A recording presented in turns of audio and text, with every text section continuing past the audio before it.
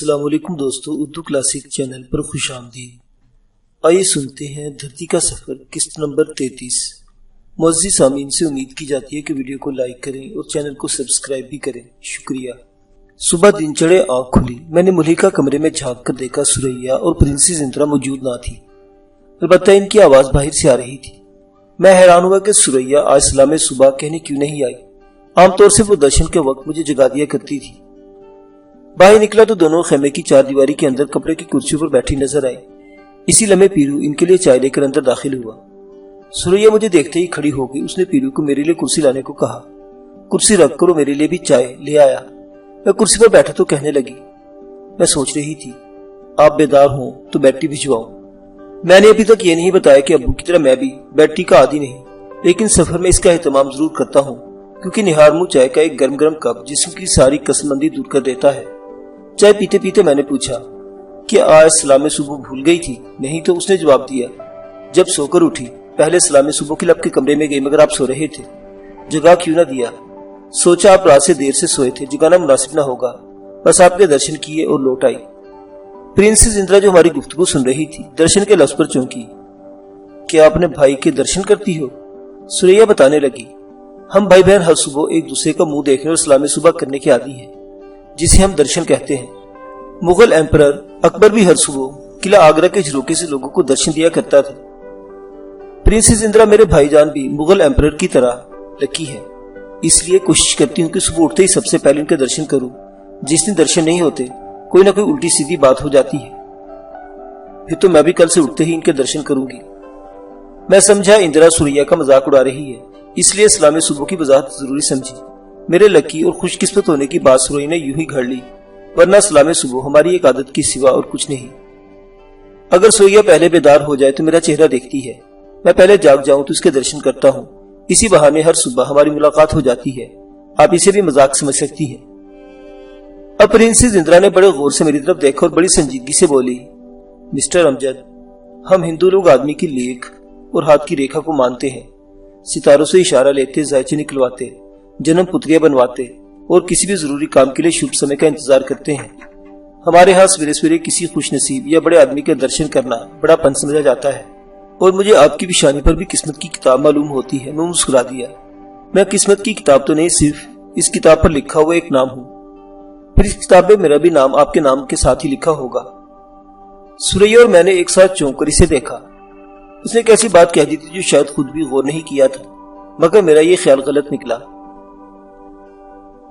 میں ہندو سماج کی بہت سی رسموں اور ریتوں کو نہیں مانتی، لیکن اسٹرانومی پر وشواس رکھتی ہوں اور لیک ریک شبھ گھڑی اور شبھ نام کو مانتی ہوں۔ دیکھیے نا، اگر آپ انگریزی میں اپنا نام ڈبل ای کے ساتھ لکھیں تو میرے اور آپ کے نام کے حروف برابر ہوں گے اور ہم دونوں کا لکی نمبر 3 ہوگا، مگر میں تو اپنا نام ڈبل ای کے بجائے اے کے ساتھ لکھتا ہوں۔ میں نے اپنے نام کے سپیلنگ بتاتے ہوئے کہا، پھر آپ کے نام سے صرف ایک حرف کم ہو جاتا ہے اور آپ کا لکی نمبر 2 نکلتا ہے۔ اس نے اپنی جیبی ڈائری پر میرے نام کے حروف اور ان کے نمبر یوں لکھے، پھر ڈائری میرے سامنے کر کے بولی، آپ کا لکی نمبر 2 ہے، جو کہ میرے لکی نمبر 3 کا ڈبل ہے۔ اگر 2 کو 3 سے تقسیم کرے تو حاصل 2 آئے گا، اور 2 کا ہندسہ 1 جمع 1 کا حاصل ہے، جس کا مطلب یہ ہے آپ کے نام کے ساتھ ایک اور نام لکھا جانا ضروری ہے۔ میں لکی نمبر کے اس گورکھ دھندے پر دنگ رہ گیا۔ وہ میرے نام کے ساتھ ایک اور نام ضروری سمجھتی تھی، اور ممکن ہے پرنسس انترا کے بجائے وہ روشن ارا ادا کا ہوتا، حالانکہ میری ضرورت کے مطابق وہ پرنسس انترا کا ہونا چاہیے تھا۔ لیکن مجھے حیرت اس بات پر ہو رہی تھی کہ کتاب تقدیر پر اپنا نام میرے نام کے ساتھ لکھوانے کی خواہش مند تھی۔ ابھی میرا ذہن اس گورکھ دھندے میں الجھا ہوا تھا کہ اچانک اس نے پوچھا، امجد کی کیا معنی ہے؟ عربی نام ہے، بزرگ، پرشوکت اور بڑے آدمی کے معنوں میں استعمال ہوتا ہے۔ ارے یہ تو ایک اور اچھی بات ہوئی۔ اندرا سنسکرت کا شبھ بڑا پرشوکت اور بڑا فائدہ پہنچانے والا سمجھا جاتا ہے، کیونکہ ہندو مائتھالوجی میں اندرا بارش کی دیوی ہے اور دھرتی کو بڑا بینیفٹ دیتی ہے۔ اس کا استدلال دلچسپ بھی تھا اور معنی خیز بھی، اور اب میں اس کی باتوں سے ایک عجیب سی، ایک بنام سی راحت یا خوشی محسوس کر رہا تھا، کیونکہ وہ اپنے اور میرے ناموں میں مانوی یکسانیت تلاش کر رہی تھی۔ اگرچہ اس کی گفتگو سے میں نے یہی اندازہ لگایا کہ وہ ایک عالی نسب اور آزاد خیال ہندو لڑکی کی طرح جو قسمت اور لیکھ اور نجوم اور جوتش ودیا پر یقین رکھتی ہو، ناموں کی خوش بختی یا یکسانی کے چکر میں الجھ گئی ہے، کیونکہ اس وقت میری شکار پارٹی میں شریک ہے، اور بعض لوگ ایسے مواقع پر نام سے فال نکالتے اور کسی کاروبار یا سفر میں شرکت کے لیے بھی اپنے ذائچوں اور جنم پتریوں کی نیک و بد توقعات کو پیش نظر رکھتے ہیں تاکہ وہ اطمینان کے ساتھ کاروبار یا سفر میں شریک ہو سکے۔ لیکن یہ آگے چل کر معلوم ہوگا، بات تو صرف سفر میں شرکت کی نہیں تھی۔ اس نے ڈائری پر اپنا نام اور میرا نام ایک ساتھ لکھا اور کہنے لگی، میں نہیں جانتی قسمت کی کتاب پر بھی ہمارے نام ساتھ ساتھ لکھے ہیں یا نہیں۔ میرا من کہتا ہے ضرور لکھے ہوں گے، مگر میں نے اپنی ڈائری پر تو لکھ لیے ہیں، شاید یہی ڈائری ہماری قسمت کی کتاب بن جائے۔ میں نے اسے توجہ دلائی، پرنسس اندرا، قسمت کی جس کتاب کا ذکر آپ کرتی ہیں وہ کہیں آسمانوں پر لکھی جاتی ہے، اور اس کا لکھا ادھر ادھر نہیں ہو سکتا۔ وہ آہستہ سے مسکرائی، میری ڈائری کا لکھا بھی ادھر ادھر نہیں ہوگا۔ اس بات نے مجھے پھر چونکا دیا، اور سوریا نے کہا، آپ قسمت پر بہت بھروسہ کرتی ہیں۔ تم بھی کرتی ہو، اس نے مسکراتے لہجے میں جواب دیا، اس لیے صبح سویرے اٹھ کر سب سے پہلے اپنے بھائی کے درشن کو جاتی ہو۔ سوریا خاموش ہو گئی، کیونکہ ہم بھائی بہن اپنے دن کا آغاز ایک دوسرے کے درشنوں سے اس لیے کرتے تھے کہ ہمیں ایک دوسرے کی خوش بختی پر بھروسہ تھا اور چاہتے تھے کہ قسمت ہم پر مہربان رہے۔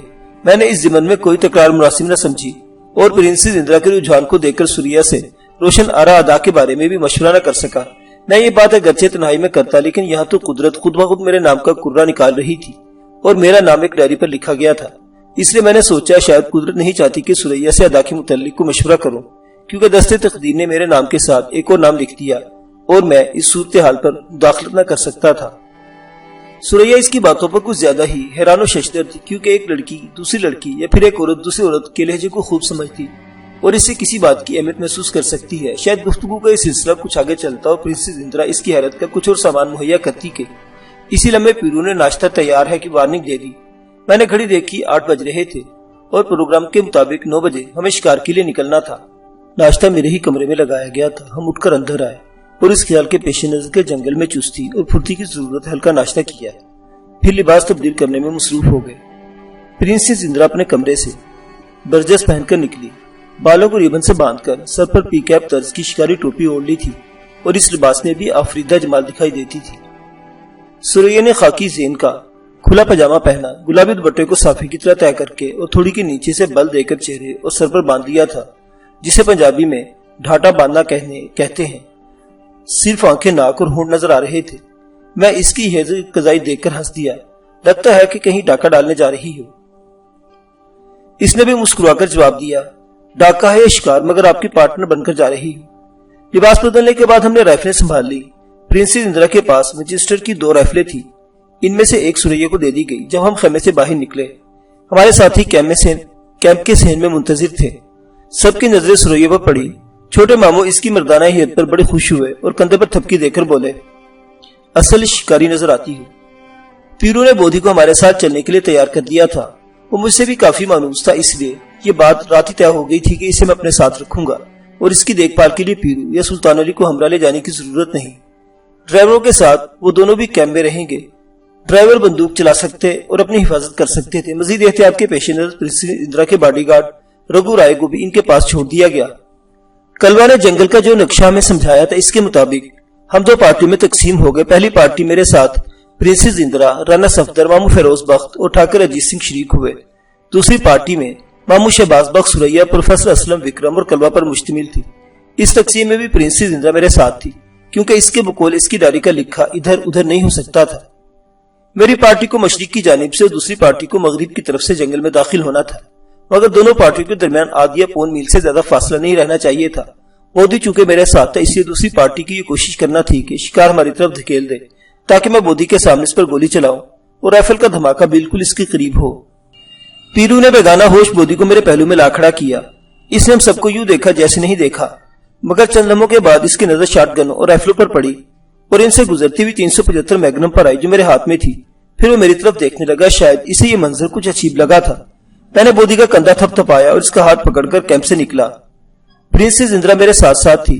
کیمپ سے نکلتے ہی میں اپنی پارٹی کے آگے آگے مشرق کی سمت ہو لیا، مگر دوسری پارٹی چند لمحے خاردار جنگلے کے پاس آس پاس پھرتی رہی۔ کچھ دور جا کر میں نے پلٹ کر دیکھا تو سوریا اور کلوا زمین پر جھکے شیروں کے پنجوں کے نشان تلاش کر رہے تھے جو رات ہمارے کیمپ کے گرد چکر لگا کر گیا تھا۔ دلچسپ بات یہ تھی کہ پنجوں کے نشان مغرب کی طرف جاتے تھے اور دوسری پارٹی ان نشانات کو دیکھتی آگے بڑھنے لگی۔ پرنسس اندرا نے بھی اس صورتحال کو بھانپ لیا اور بولی، قسمت دوسری پارٹی کا ساتھ دے رہی ہے۔ میں نے اس کی طرف دیکھ کر اتنی مدھم آواز میں صرف جسے میں اور وہ سن سکتے تھے کہا، اگر قسمت خوبصورت ہوتی ہے تو وہ میرے ساتھ ہے۔ پرنسس اندرا کے ہونٹوں پر مسکراہٹ بکھر گئی۔ ہم کیمپ کو بہت پیچھے چھوڑ آئے اور اب گھنے جنگل کے حاشیے پر چل رہے تھے۔ رائفلوں کو دیکھ کر بودی کی آنکھوں میں جو عجیب سی لہر پیدا ہوئی پھر غائب ہو چکی تھی اور وہ بالکل بے تعلق سا بیگانہ سا میرے ساتھ ساتھ چل رہا تھا۔ اس نے ایک دو بار پرنسس اندرا کو دیکھا پھر اس کے وجود سے بھی غافل ہو گیا۔ البتہ کبھی جنگل، کبھی پہاڑ، کبھی آسمان کی طرف دیکھنے لگ جاتا تھا۔ اچانک پرنسس اندرا کو شاعری سوجی اور کہنے لگی، یہ آکاش، یہ پہاڑ، یہ جنگل، یہ پیڑ کتنے بے ترتیب ہیں، مگر جتنے بے ترتیب ہیں اتنے ہی سندر لگتے ہیں۔ کائنات کو ہر شخص اپنی نظر سے دیکھتا ہے۔ میں نے جواب دیا، فلسفی کسی زاویے سے، شاعر کسی اور نگاہ سے اور شکاری کسی اور نظر سے، مگر جنگل کے معاملے میں نہ فلسفی پر اعتبار کیا جا سکتا ہے نہ شاعر پر۔ صرف شکاری جانتا ہے کہ خطرہ کس پیڑ یا کس جھاڑی کی اوٹ میں چھپ کر بیٹھا ہے۔ میرے جواب کا اتنا فائدہ ضرور ہوا کہ مان شاعرانہ خیالوں سے لوٹ آئی اور جنگل کے خطروں کو سمجھنے لگی۔ رات ہو یا دن، جنگل سے گزرتے وقت آدمی کو ہر لمحے ہوشیار رہنا چاہیے۔ ہم جھاڑیوں اور درختوں کے درمیان چلتے چلتے شمال کی طرف مڑ گئے۔ میلوں تک جنگل کا سناٹا ہونک رہا تھا اور یوں معلوم ہوتا تھا جیسے دھرتی کا یہ حصہ صدیوں سے اسی طرح خوابیدہ ہو۔ لیکن ابھی تھوڑی دور گئے تھے کہ ایک میدان میں خندقوں کی طرح کئی گڑھے اور کھائیاں سی دیکھ کر ٹھٹک گئے۔ کھائیوں کے آس پاس کچھ بندر ہماری آہٹ سنتے ہی کچ کچ کرتے اور کلاچے بھرتے برکت کے بوڑھے تناور درخت کی طرف لپکتے چلے گئے، جس کی بھاری بھاری لمبی جٹائیں زمین سے صرف 3-4 فٹ اوپر جھول رہی تھی۔ بندروں نے اچھل اچھل کر جٹاؤں کو پکڑا اور ان پر جھولتے لپکتے آن واحد میں اوپر چڑھ گئے۔ بوڑھے تناور درخت پر نظر ڈالی تو اس کی ٹیڑھی شاخوں اور متعدد ڈالوں پر جو چھتری کی سلاخوں کی مانند پھیلتے چلے گئے تھے، کم و بیش 150 بندر بیٹھے دکھائی دیے جو کینتوز نگاہوں سے ہمیں گھورنے لگے۔ ان میں کچھ بڑے جسیم اور عجیب الہیت تھے جن کے لمبے دھڑنگے جسم اور خوفناک شکلیں دیکھ کر خوف آتا تھا۔ پھر بھی ہم بوڑھے درخت سے کوئی 100 قدم کے فاصلے پر رک کر انہیں دیکھنے لگے۔ بودی اتنے ڈھیر سے بندر دیکھ کر چونکا، یک لخت مجھے یاد آیا جب وہ ابو کے ساتھ آسام کی طرف کشتی میں سفر کر رہا تھا۔ ایک جگہ دریا برہم پتر کے ساتھ ساحل پر بہت سے بندر کشتی کو گھیرنے کی فکر میں تھے، مگر میٹ کشتی کو دریا کے بیچوں بیچ سے لے کر نکل گیا تھا۔ مسز سونیا بندروں کو دیکھ کر ڈر گئی تھی، جبکہ کلارا آنٹی ان کا گہرا مشاہدہ کرتی رہی تھی۔ بودی کو چونکتے دیکھا تو دل میں امید پیدا ہوئی کہ شاید اس کے ذہن کی تاریک اندھیروں میں اس واقعے کی کوئی کرن تھر تھرائے۔ میں نے اس کی آنکھوں کی سیدھ میں ہاتھ لہرا کر ایک موٹے تازے اور جسیم سے بندر کی طرف اشارہ کیا جو ٹکٹکی باندھے پرنسس اندرا کی طرف پرہوس نگاہوں سے گھورے جا رہا تھا۔ بودی کی نظریں اس بڑے بندر پر مرتکز ہو گئی۔ پھر میں نے اس کی توجہ پرنسس کی طرف مبذول کرائی، گویا اسے سمجھایا کہ بندر کی نیت ٹھیک نہیں۔ بودی نے پرنسس کو دیکھا، پھر بڑے بندر کو گھورنے لگا اور اس کے الگ سے غراہٹ کی آواز نکلی۔ میں نے پرنسس کو اشارہ کیے وہ بودی کے ساتھ لگ جائے جیسے اس کی پناہ چاہتی ہے۔ اس نے میری ہدایت پر عمل کیا، مگر بودی نے دوبارہ اس کی طرف توجہ نہیں دی، بس بڑے بندر کو دیکھ کر غراتا رہا، پھر خاموش ہو گیا۔ اس کے سوئے ہوئے ذہن میں کوئی لہر تھر تھرائی بھی تو وہ دوبارہ اندھیروں میں ڈوب گئی تھی اور وہ اس منظر سے بالکل بے تعلق سا ہو گیا تھا۔ میرے ذہن کو دھکا سا لگا۔ بڑا بندر اور اس کے 2-3 ساتھی بدستور پرنسس اندرا کو گھورے جا رہے تھے اور اب وہ ان کی نظروں سے خوف محسوس کرنے لگی تھی۔ بولی، چلیے یہاں سے، مجھے وحشت ہو رہی ہے، ان بندروں سے بڑے شریر معلوم ہوتے ہیں۔ ہنومان جی کی جنتا ہے، آپ کو تو پرنام کرنا چاہیے۔ وہ عجیب سے لہجے میں کہنے لگی، نہ میں سیتا ہوں نہ آپ رام ہے کہ بندر ہماری سیوا کریں گے، ہو سکتا ہے کہ الٹے ہم پر ٹوٹ پڑے۔ پھر اس نے سب سے بڑے جسم بندر کی طرف اشارہ کیا۔ دیکھیں نا کیسے ٹکٹکی باندھ کر دیکھ رہا ہے مجھے، اگر ہم یہاں کھڑے رہے تو شاید کوئی شرارت کر دے۔ کیا میں اسے شرارت کرنے کی مہلت دوں گا؟ پھر بھی یہاں ٹھہرنے سے کیا فائدہ؟ میں ایسے رک گیا تھا کہ شاید بودی بندروں کو دیکھ کے پھر چھونک کر کسی رد عمل کا اظہار کرے، لیکن اس کے مردہ ذہن میں کوئی حرکت پیدا نہ ہو سکی، تو میں اسے لے کر آگے بڑھا۔ جو ہی ہم 15-20 قدم آگے بڑھے، کچھ بندروں نے کلانچے بھری اور لمبی لمبی جٹاؤں پر جھولتے کلابازیاں کھاتے نیچے اتر آئے اور انہی گڑوں کی طرف ہو لیے جہاں پہلے اچھل کود رہے تھے۔ چلتے چلتے رانا صفدر نے ایک طرف اشارہ کیا۔ میں نے ذرا گردن گھما کر دیکھا تو بڑا بندر کچھ فاصلے پر جھاڑیوں میں چھپتا چھماتا ہمارے پیچھے آ رہا تھا۔ میں پرنسس اندرا کا ہاتھ پکڑے رک گیا تو بندر بھی رکا، مگر جب رائفل کی نال سیدھی کی تو خیال تھا وہ یوں بھاگا جیسے کمان سے تیر چھوٹتا ہے۔ حالانکہ میرا ارادہ گولی چلانے کا نہیں تھا، نہ جنگل میں کسی بے وقت دھماکے کی ضرورت تھی۔ ہم پھر آگے بڑھے اور اب میں سوچ رہا تھا اگر بودی کا ذہن بیدار نہ ہو سکا اور وہ رائفل کے دھماکے سے بھی ذرا سا چوک کر پھر لاتعلق ہو گیا تو ساری محنت ضائع جائے گی۔ آثار مایوس کن تھے۔ بہرحال ہم تجربے کے لیے گئے تھے اور تجربہ ناکام بھی ہو سکتا تھا۔ ہم کیمپ سے تقریباً 1.5 میل دور نکل آئے اور اب گھنے جنگل سے گزر رہے تھے، لیکن ابھی تک نہ کوئی درندہ نظر آیا نہ کسی پارٹی نے فائر کیا تھا۔ میں نے اندازہ لگایا ضرور شیر رات کو پیٹ بھرنے کے لیے جنگل میں خوراک مل گئی ہوگی اور وہ اس وقت اپنی کچھار میں مزے سے سو رہا ہوگا، لیکن جنگل میں ایک ہی شیر نہیں ہو سکتا۔ گھنا گھور جنگل دن کے اجالے میں بھی تاریک ہو رہا تھا۔ درخت شاخوں میں شاخیں ڈالے، باہوں میں باہیں پھنسائے راستہ روکے کھڑے تھے، جیسے بند دروازوں کے ساتھ سبز دیواریں حائل تھی۔ رانا صفدر ہمارے آگے آگے دونوں ہاتھوں سے شاخوں کے پٹ کھولتا اور جنگل کی گھنی دیواروں میں شکاف ڈالتا ہوا بڑھ رہا تھا۔ اس کے پیچھے پیچھے ہم ادھر ادھر دیکھتے اور اپنی چوکسی کرتے چلے جا رہے تھے کہ ناگہاں اس نے شاخوں کا پردہ چھوڑ کر اپنی رائفل کی نالی اوپر اٹھائی۔ اس سے پہلے کہ وہ فائر کرتا، ایک کالا چیتا بڑی تیزی کے ساتھ درخت کے تنے سے پلی طرف کودا اور آنن فانن نظروں سے غائب ہو گیا۔ اگر رانا نے دائیں بائیں کے ساتھ اوپر بھی نظر نہ رکھی ہوتی تو کالے چیتے نے، جو انتہائی خطرناک ہوتا اور درختوں پر گھات لگا کر بیٹھ جاتا ہے، ہمیں سے کسی ایک کو دبوچ لیا ہوتا۔ شیر کی طرح وہ بھی سب سے پہلے اپنے شکار کی گردن توڑتا ہے، اور اب ہم سب بےحد ہوشیار اور چوکس ہو گئے، کیونکہ کالے چیتے کی عیاری مشہور ہے، وہ چھپ کر حملہ کرتا ہے۔ جن لوگوں کو جنگل کا تجربہ ہے وہ جانتے ہوں گے دن کے وقت کسی درندے کو ڈھونڈنا آسان نہیں ہوتا۔ وحشی جانور رات کے وقت شکار کرتے اور دن کو کسی محفوظ جگہ نیند لیتے ہیں۔ شکاری اس لیے ہانکا کراتے ہیں کہ درندوں کو بے آرام کر کے ان کی کمین گاہوں سے باہر نکالتے اور کسی مچان پر بیٹھ کر انہیں نشانہ بناتے ہیں۔ مگر دن کے وقت شکار کے لیے جنگل میں مارے مارے پھرنا بہت خطرناک ہوتا ہے، کیونکہ کوئی نہیں جانتا درندہ کہاں آرام کر رہا ہے اور کس طرف سے اچانک نمودار ہوگا۔ بڑی ہوشیاری کے ساتھ ہم جنگل کی گھنی پٹی سے نکل کر ایک ایسے چھدرے خطے میں داخل ہوئے جہاں دور تک کوئی مور خوفزدہ آوازیں نکال رہا تھا، اور یہ اس امر کی علامت تھی کہ کوئی درندہ ابھی ادھر سے گزرا ہے۔ غالباً وہ کالا چیتا ہی تھا جو کسی بھی حملہ کرنے سے نہیں چوکتا۔ اچانک مغرب کی سمت کوئی 1.5 میل دور وچسٹر کا دھماکہ ہوا اور ہم چونک اٹھے۔ یہ پہلا فائر تھا جو سنائی دیا۔ دوسری پارٹی میں وچسٹر پروفیسر اسلم یا سریا کے پاس تھی اور گولی انہی دونوں میں سے کسی ایک نے چلائی تھی، مگر دوسرا فائر جس کا میں انتظار تھا نہیں ہوا۔ گولی کی آواز کے ساتھ ایک دھاڑ بھی گونجی تھی، گویا فائر شیر پر ہی کیا گیا تھا اور شاید اسے زخمی کر کے ہماری طرف دھکیل دیا گیا تھا۔ جنگل میں زخمی شیر کس قدر خطرناک ہوتا ہے اس کا اندازہ کوئی شکاری ہی کر سکتا ہے۔ زخمی شیر مجسم موت بن کر گھومتا اور پوری درندگی کے ساتھ شکار پر لپکتا ہے۔ سامعین جانتے ہوں گے کہ درندے پر مجھے گولی چلانا تھی اور اسی وقت میرے پاس بودی کا ہونا ضروری تھا، اس لیے رانا صفدر، چھوٹے ماموں اور ٹھاکر اجیت سنگھ اسے 8-9 گز دور پرے ہٹ گئے۔ چھدرے جنگل سے آگے کائی، سرکنڈوں اور نرسلوں کا ایک طویل قطعہ تھا، جہاں کہیں جھاڑیوں کے علاوہ اکا دکا درخت بھی تھے۔ ہمارا رخ اسی جانب تھا۔ اسی اثنا میں رانا صفدر نے ایک درخت پر چڑھ کر اس سنسنی خیز صورتحال کا جائزہ لینے کی کوشش کی جو گولی چلنے کے بعد پیدا ہو گئی تھی۔ کچھ معلوم نہ تھا شیر زخمی بھی ہوا ہے یا نہیں اور اس نے کس سمت کا رخ کیا ہے۔ یہ صورت شکاری کے لیے سب سے خطرناک اور پریشانی کا موجب ہوتی ہے۔ رانا صفدر نے بہت دور نسلوں کے جھنڈ میں ایک لہر حرکت کرتے دیکھ فوراً درخت سے اتر آیا، کیونکہ اس لہر کا رخ ہماری جانب تھا۔ اس انکشاف نے جسموں میں سنسنی اڑا دی۔ کائی یا نرسلوں کی قطعے سے ہٹ کر ہمیں اس چھدرے جنگل میں درندے کا انتظار کرنا تھا، جہاں درخت بھی تھوڑے تھے اور جھاڑیاں بھی کم اور فاصلے پر تھی۔ ہم نے ادھر ادھر پوزیشنیں سنبھال لی۔ میں ایک ایسے درخت کی اوٹ میں تھا جس کے ساتھ ایک اونچی اور گھنی جھاڑی تھی۔ پرنسس اندرا میری دائیں اور بودی بائیں جانب اور کچھ پریشان دکھائی دیتا تھا۔ ماموں فیروز اور ٹھاکر اجیت سنگھ ہم سے 19-20 قدم کے فاصلے پر ایک جھاڑی کے پیچھے بیٹھے تھے، جبکہ تنہا رانا صفدر میری بائیں سمت صرف 12-13 قدم پر پوزیشن لے چکا اور مجھے کور دے رہا تھا۔ گرم ہوا چل رہی تھی اور اس کا رخ پچھم سے پورب کی طرف تھا، اس لیے درندہ ہماری بو نہیں پا سکتا تھا، مگر ابھی تک اس کی آمد کے کوئی آثار ظاہر نہیں ہوئے تھے اور ہماری پارٹی میں ہر ایک دھڑکتے دل کے ساتھ اس کا انتظار کر رہا تھا۔ سامنے چٹیل میدان اور نصف فرلانگ سے کائی، سرکنڈوں اور نرسلوں کا جنگل اور ان کے درمیان اکا دکا درختوں کا سلسلہ شروع تھا۔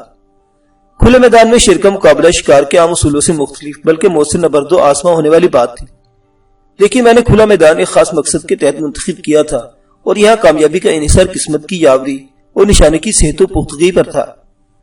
ہر گزرنے والا لمحہ انتظار اور اضطراب کی شدت میں اضافہ کر رہا تھا۔ ہم درختوں، جھاڑیوں کی اوٹ میں دم سادے اور سانس روکے پڑے تھے اور جس قیامت کا انتظار تھا ابھی نمودار نہیں ہوئی تھی۔ خیال گزرا کہیں درندہ نسلوں کے قطعے سے گزرتا شمال کی طرف نہ مڑ گیا ہو، مگر پہاڑی سلسلے کے باعث شمال کی طرف مڑنے کا امکان کم تھا، جبکہ ہمارے سامنے ہموار وادی پھیلی تھی اور درندوں کو اسی طرف آنا چاہیے تھا۔ اچانک جنگل کے سناٹے میں نرسلوں کے ٹوٹنے کی آواز ابھری اور منظر میں ایک خوف انگیز تبدیلی پیدا ہوئی۔ نصف فرلانگ پرے ہم سب نے نرسلوں کے درمیان حرکت کرتی لہر کو دیکھا۔ پھر 1.5 منٹ کے بعد سبز پردے سے نکل کر ایک بھورا سایہ چٹیل میدان کی پٹی پر نمودار ہوا اور دوسرے لمحے پھر ایک جھاڑی کے پیچھے اوجھل ہو گیا، مگر چند سیکنڈ بعد اس کی جو مکمل صورت دکھائی تھی وہ لرزا دینے والی تھی۔ وہ ایک بہت بڑا ببر شیر تھا جس کا سر بھاری، چہرہ خوفناک اور کمر اپنے بوجھ سے جھکی ہوئی تھی۔ سر اور گردن کی بھوری عیال پر سیاہ بالوں کی ایک لکیر اس کے پختہ عمر ہونے کی دلیل تھی۔ بلا شبہ وہ بڑے جثے کا ایک مکمل اور مثالی شیر تھا جسے شیروں کا شیر کہنا چاہیے۔ ایسے شیر جنگل میں کم ہی دکھائی دیتے ہیں۔ اس کی پیٹھ پر بہت معمولی سا زخم تھا، گولی بوری کھال سے رگڑ کھاتی ہوئی نکل گئی تھی اور شیر کو کوئی نقصان نہیں پہنچا تھا۔ چٹیل میدان میں وہ آگے بڑھا۔ اب میرے اور اس کے درمیان فاصلے کے علاوہ اور کوئی شے حائل نہیں تھی اور یہ فاصلہ کم کرتا میری طرف آ رہا تھا۔ جب 18-20 گز دور تھا میں نے پرنسس اندرا کے چہرے پر حیرت کے آثار دیکھے اور ساتھ ہی 375 میگنم پر اپنی گرفت مضبوط کر لی۔ وہ کچھ آگے بڑھا اور جب اس کا فاصلہ صرف 10-12 گز رہ گیا اچانک ٹھٹکا۔ دراصل اس نے جھاڑی کی اوٹ سے بودی کی جھلک دیکھ لی تھی جو سر اوپر اٹھائے شیر کو چشم حیرت سے دیکھ رہا تھا۔ شیر کو ٹھٹکتے دیکھ کر پرنسس اندرا نے میرا کندھا دبایا، مطلب یہ تھا اسے آگے نہ بڑھنے دینا۔ میں موقع کی نزاکت کو سمجھ چکا تھا اور اب 1 سیکنڈ کی دیر بھی خطرناک ثابت ہو سکتی تھی کیونکہ شیر بودی کو گھور رہا تھا اور اس کی دم ادھر ادھر حرکت کر رہی تھی، گویا حملہ کرنے والا تھا، مگر بودی کے ساتھ اب اس نے رائفل کی نالی کو بھی دیکھ لیا تھا جو اس کی طرف اٹھ رہی تھی۔ بڑا سنسنی خیز مر رہا تھا، میں نے ببر شیر کی آنکھوں کے درمیان نشانہ لے کر ٹریگر دبا دیا۔ 375 میگنم کا ہولناک دھماکہ ہوا اور 300 گرین سی سی کی گولی اس کی پیشانی میں اتر گئی۔ شیروں کا شیر پوری وحشت دھاڑتا اچھلا اور کئی فٹ آگے گرا، پھر اسے جس لگائی اور فضا میں تیرتا سیدھا اس جگہ آیا جہاں سے اس پر گولی چلائی گئی تھی۔ یہ سب کچھ آنن فانن ہو گیا۔ وہ فضا میں تیرتا بجلی کی طرح ٹھیک ہمارے سروں پر آ پہنچا۔ پرنسس اندرا کے حلق سے بے ساختہ چیخ نکل گئی۔ میں نے فوراً پرنسس کو دھکا دے کر دائیں جانب گرایا اور خود بودی کو دھکیلتا جو اس ثانیے پر حیرت زدہ نظر آتا تھا بائیں طرف گرا۔ اس عمل میں صرف چند سیکنڈ کی تاخیر ہو گئی تھی۔ شیر کا بھاری پنجہ میرے گرتے جسم کے دائیں کندھے پر پڑا۔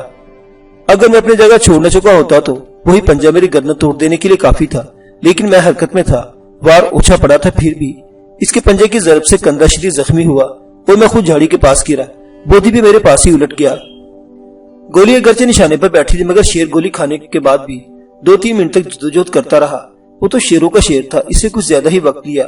وہ بالکل میرے پاس گرا۔ میں زخم اور تکلیف کی پرواہ کیے بغیر فوراً سنبھلا، مگر گرتے وقت رائفل ہاتھ سے نکل گئی تھی جسے اٹھانے کی مہلت نہ مل سکی کیونکہ اس غضنناک شیر اٹھ کر فوراً مجھ پر جھپٹا۔ میں نے زمین پر لوٹنی کھائی اور سادہ شکاری چاقو نکال لیا۔ زخمی درندہ بھی میرے سر پر پہنچ گیا۔ میں نے اس کے متعفن سانس اپنی گردن کے قریب محسوس کیا اور یہ دیکھ کے حیرت کی حد نہ رہی کہ شیر کا سر پاش پاش ہو چکا تھا۔ کھوپڑی کے پرخچے اڑ گئے تھے، صرف ایک آنکھ باقی بچی تھی۔ اس کے باوجود مجھے ہلاک کر دینے پر تلا ہوا تھا۔ اس کی بگڑی صورت اور دم توڑتی طاقت نے مجھے حوصلہ بخشا اور میں اس وقت جب وہ میری گردن بوچھنے والا تھا میں نے چاقو اس کے حلق میں پیوست کر دیا۔ وہ غرا کر پیچھے ہٹا اور مجھے اٹھنے کا موقع مل گیا۔ حالت غضب میں اس نے میرے دائیں ہاتھ پر جس میں خونالود چاقو تھا پنجہ مارا، لیکن تیزی کے ساتھ ظاہر ہوتی طاقت کی وجہ سے اپنا توازن قائم نہ رکھ سکا، زمین پر گرا اور مجھے بھی ساتھ ہی گرا لیا۔ میری ایک ٹانگ اس کے بھاری جسم کے نیچے دب گئی۔ میرے ساتھی نے اس پر گولی نہ چلائی کیونکہ میں اور میرے ساتھ بودی بھی ایسی پوزیشن میں تھے کہ گولی ہمیں لگ جانے کا خطرہ تھا۔ سب بڑی بے چینی کے عالم میں کھڑے تھے۔ شیر کے گرتے ہی اس کی قوت جواب دینے لگی۔ گو میں اس کے نیچے دب رہا تھا مگر چاقو بدستور میرے ہاتھوں میں تھا۔ میں نے ہاتھ اس کی گردن کی طرف بڑھایا اور چاقو کی تیز دھار سے شہرک کاٹ دی۔ خون کا فوارہ اچھل کر میرے سینے اور چہرے پر پڑا، بلکہ یہ کہنا درست ہوگا میں شیر کے خون میں نہا گیا۔ وہ آخری بار اچھلا جس پر تشنج کی حالت طاری ہوئی اور زمین پر ٹانگیں پٹکی۔ اس کا پنجہ ٹریگر پر پڑا اور گولی چل گئی۔ اس دھماکے کے ساتھ ہی شیر کا وجود مجھ پر آ گرا اور میری کرہ نکل گئی۔ غالباً پرنسس اندرا سمجھی کہ گولی مجھے لگی ہے۔ میں نے اس کی چیخ سنی، لیکن اس چیخ کے ساتھ ہی میں نے بودی کی لرزہ خیز غراہٹ کو بھی انسانی چیخ میں تبدیل ہوتے سنا اور درندے کے بوجھ تلے میرے حواس جواب دینے لگے۔ رانا صفدر اور چھوٹے ماموں میری طرف بھاگے۔ شیروں کا شیر 4-5 منٹ تک وحشیانہ جدوجہد کر کے ختم ہو گیا تھا اور میں اس کی بھاری لاش کے نیچے بے سود پڑا تھا۔ میں نہیں جانتا تھا 3-4 منٹ کے اندر کیا ہوا کیونکہ ان لمحوں میں میرے ہوش و حواس جواب دے گئے اور میں نیم مردہ سا ہو رہا تھا۔ البتہ میں نے چند ملی جلی آوازوں کے درمیان سریا کی چیخیں سنی تو میرے گمشدہ حواس لوٹنے لگے اور اسی لمحے سریا ہائی بھائی جان کہہ کر مجھ پر گری، جسے بڑے ماموں نے اٹھا لیا، مگر اس کی ہچکیاں اور سسکیاں سن رہا تھا۔ جب میری آنکھیں کھلی صرف یہی دیکھ سکا کہ بڑے ماموں نے سریا کو سنبھال رکھا تھا اور چھوٹے ماموں رانا صفدر اور پروفیسر اسلم پرنسس اندرا سمیت مجھ پر جھکے ہوئے تھے اور پرنسس کی آنکھوں میں آنسو تیر رہے تھے۔ دراصل ہوا یہ تھا کہ شیر کے مرتے ہی جب چھوٹے ماموں رانا صفدر نے مجھے اس کی لاش کے نیچے سے نکالا تو میں خون سے لت پت اور بے جان سا ہو رہا تھا۔ پرنسس یہ سمجھ کر رونے لگی تھی کہ شاید رائفل سے نکلنے والی گولی مجھے لگی اور گولی لگنے سے میری یہ حالت ہوئی ہے۔ ٹھیک اسی لمحے دوسری پارٹی بھی پہنچ گئی۔ جب بڑے ماموں سریا، پروفیسر اسلم اور وکرم نے پرنسس اندرا کو روتے سنا اور مجھے سر سے پاؤں تک خون میں لت پت دیکھا تو یہ سمجھے کہ شاید ناشدنی ہو گئی ہے۔ چنانچہ سریا چیخیں مارتی بھاگی اور مجھ پر آ گری تھی۔ میں نے آنکھیں کھولی تو سب کی جان میں جان آئی، پھر بھی میری عزیز جان سریا نے مجھے خون میں لت پت دیکھ کر خود بھی کسی گھائل پنچھی کی طرح بےکل ہو رہی تھی۔ اس کا خیال یہ تھا کہ یہ سارا خون میرے ہی جسم سے نکلا ہے، اور وہ روئی بھی جاتی تھی اور اپنے دوپٹے سے میرے چہرے کو صاف بھی کرتی جا رہی تھی۔ میرے ہوش ذرا بحال ہوئے تو میں نے اسے بتایا کہ کندھے اور کمر کے علاوہ مجھے کہیں زخم نہیں آیا۔ وہ حیرت سے بولی، یہ پھر اتنا خون کہاں سے آ گیا؟ یہ میرا نہیں، شیر کا خون ہے جسے میں نے ہلاک کیا۔ میں نے بتایا کہ 10 بدس لڑائی میں جب میں نے شیر کی شرک کاٹی اس کا بیشتر خون مجھ پر گرا اور میں اس کے لہو میں نہا گیا۔ پرنسس اندرا کا یہ وہم بھی دور ہو گیا کہ مجھے گولی لگی ہے۔ فرسٹ ایڈ کا باکس موجود تھا۔ پروفیسر اسلم اور رانا صفدر فوراً میری مرہم پٹی کرنے لگے۔ رانا نے روئی اسپرٹ میں بھگو کر کندھے کے زخم پر پھیری تو بے اختیار میری چیخ نکل گئی، مگر میں نے سب نے ایک اور چیخ بھی سنی، اور وہ چیخ بودی کی تھی جو تھوڑے فاصلے پر کھڑا پاگلوں کی طرح مجھے دیکھے جا رہا تھا اور ٹھاکر اجیت سنگھ کے بازو سے نکلا جا رہا تھا جسے اس نے دونوں ہاتھوں میں مضبوطی سے تھام رکھا تھا۔ مجھے پیش آنے والے سانے کی وجہ سے کسی نے بودوں پر توجہ نہیں دی تھی کہ اس پر کیا بیت گئی ہے، حالانکہ بے ہوش ہونے سے پہلے میں نے اس کی گراہٹ کو انسانی چیخ میں تبدیل ہوتے سنا تھا۔ میرا خیال ہے وہ مجھے شیر سے نمبر 2 آسماں اور خون میں لت پت دیکھ کر حیرت زدہ رہ گیا۔ اس دہشت انگیز منظر کے علاوہ رائفل کے دوسرے لرزہ خیز دھماکے نے جسم کے ساتھ اس کا دماغ بھی ہلا دیا تھا۔ ہم نے اس کی دوسری چیخ سنی تو حیران و ششدر رہ گئے، مگر اس چیخ کے ساتھ اس کے جسم پر زبردست کپکپی طاری ہوئی، جیسے کوئی درا جڑوں سمیت ہلایا جا رہا ہو، اور اس قدر شدید تھا وہ لرزہ کہ اجیت سنگھ اسے سنبھال نہ سکا، اس کے بازو سے نکلا اور غش کھا کے زمین پر گر پڑا۔ میں اپنے زخم اور کندھوں سے اٹھنے والے درد اور ٹیسوں کو بھول گیا اور اچھل کے قریب پہنچ کر زور سے چلایا، بودی! میری آواز جنگل کے سناٹے میں دور تک گونجتی چلی گئی۔ اس آواز میں خوشی کی تھرتھراہٹ تھی، کیونکہ 14 سال کے عرصے میں پہلی بار اس کے حلق سے انسانی چیخ نکلتے سنی تھی۔ شاید وہ معجزہ ظہور میں آ گیا تھا جس کے لیے اس شکار پارٹی کا اہتمام کیا گیا، مگر بودی کی سماعت تک میری آواز نہ پہنچ سکی۔ وہ زمین پر بے ہوش بے سود پڑا تھا۔ میں نے رانا صفدر کو چھوڑ دیا، خدا کے لیے اسے ہوش میں لاؤ۔ ہم سب بودی کے ارد گرد جمع ہوئے اور اس کے ہوش میں آنے کا انتظار کر رہے تھے۔ معزز سامعین حضرات، آپ بھی اگلی قسط کا انتظار کیجیے۔ اللہ حافظ۔